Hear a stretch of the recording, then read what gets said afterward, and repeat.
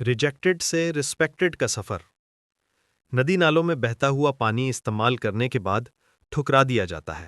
یہ ریجیکٹڈ یعنی ٹھکرایا ہوا پانی خود کو جب دھوپ کے سامنے کرتا ہے تو فوراً خود کو بھاپ میں تبدیل کرنا شروع کر دیتا ہے اور بھاپ اوپر جا کر بادلوں کی شکل اختیار کر لیتی ہے۔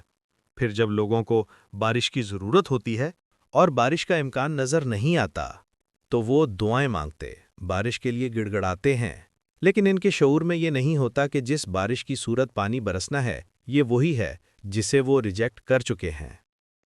اب ریجیکٹڈ پانی نے خود کو ایسا بنا لیا ہے کہ وہ رسپیکٹڈ بن گیا ہے۔ حضرت انسان بھی جب ریجیکٹ ہو جاتا ہے تو قدرت اس کے لیے بے مثال موقع پیدا کرتی ہے۔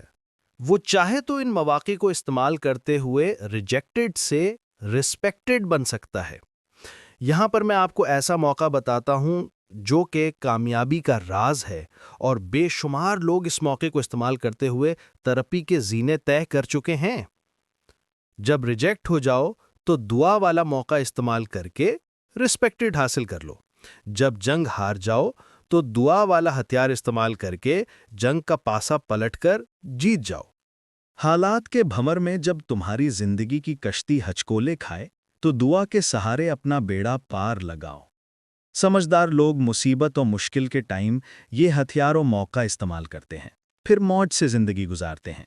بہرحال، جو یہ جانتا اور سمجھ لیتا ہے کہ یہ دنیا مواقع کی دنیا ہے، اس کے لیے ریجیکٹڈ سے رسپیکٹڈ کا سفر انتہائی آسان ہو جاتا ہے۔